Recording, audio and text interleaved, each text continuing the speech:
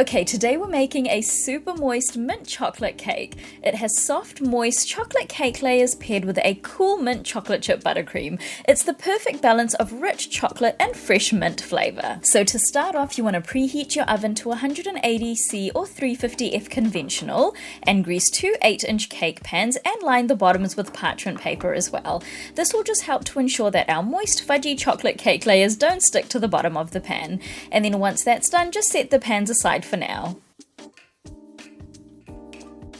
Next, we're going to sift together our dry ingredients. So in a medium bowl, add in 210 grams or 1 3/4 cups of plain all-purpose flour, 75 grams or 3/4 of a cup of Dutch processed cocoa powder, 2 teaspoons of baking powder, 1 teaspoon of baking soda, and 1 teaspoon of salt. And then using a whisk, mix everything together until it's well combined and set it aside for now. Next, in a large bowl, you want to add in 200 grams or 1 cup of soft light brown sugar, 200 grams or 1 cup of white granulated sugar, 180 grams or 3/4 of a cup of room temperature whole milk, 56 grams or a 1/4 cup of melted unsalted butter, 105 grams or half a cup of unflavored vegetable oil, I use canola oil, 2 large room temperature eggs, and 2.5 teaspoons of vanilla, and then whisk everything together until it's well combined.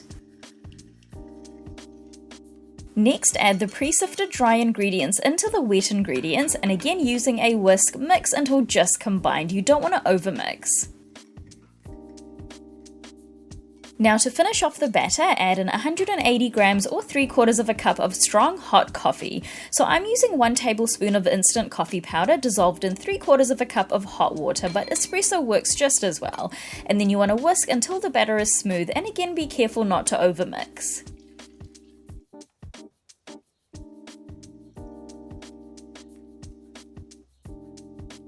So once that's done, you want to divide the batter evenly between the prepared cake pans, and then gently tap the pans on the counter to release any large air bubbles, and then the cakes are ready to bake for about 35 to 38 minutes, or until a toothpick inserted into the center comes out clean or with a few moist crumbs.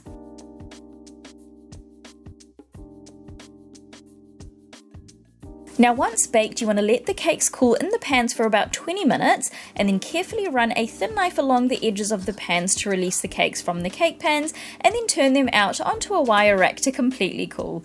Now just look at how incredibly moist these cake layers are. They're honestly so good. Now while the cakes are cooling, we're going to make the mint chocolate chip frosting.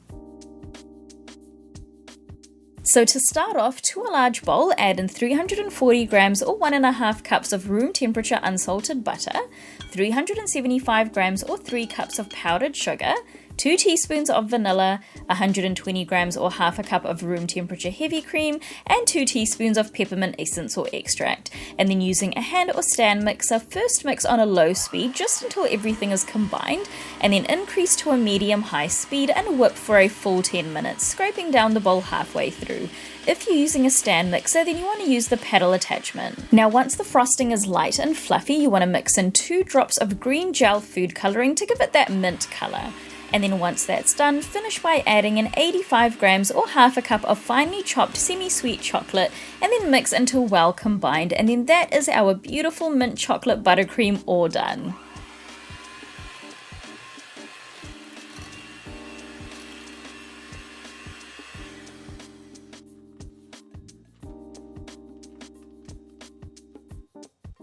So my cake layers are completely cool now, so we can start assembling this cake. So first I'm going to level the tops of the cake layers using a serrated knife so that they're nice and flat, and this is just going to make it so much easier to stack and decorate your cake. Next I'm placing my first cake layer onto my cake stand and spreading out a generous amount of the frosting on the top using my offset spatula. My next cake layer then goes on top, and again I'm spreading out a generous amount of frosting on the top, and then I'm also covering the sides as well. And then once the cake is fully coated in frosting, I then like to go in with my cake scraper and smooth out the edges, and then I use my offset spatula to bring that top lip of frosting into the middle of the cake so that I have some nice smooth edges.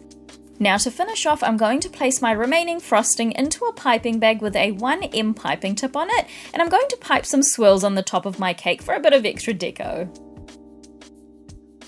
And then that is it. My beautiful mint chocolate cake is all done. This mint chocolate cake is rich, super soft, and perfectly balanced with that fresh mint chocolate flavor in the buttercream. It's honestly so good. So that is it for today, guys. If you do decide to give this recipe a go, then please do leave a review on our blog. It really helps our content out here at Cakes by MK, and I'll see you in the next video.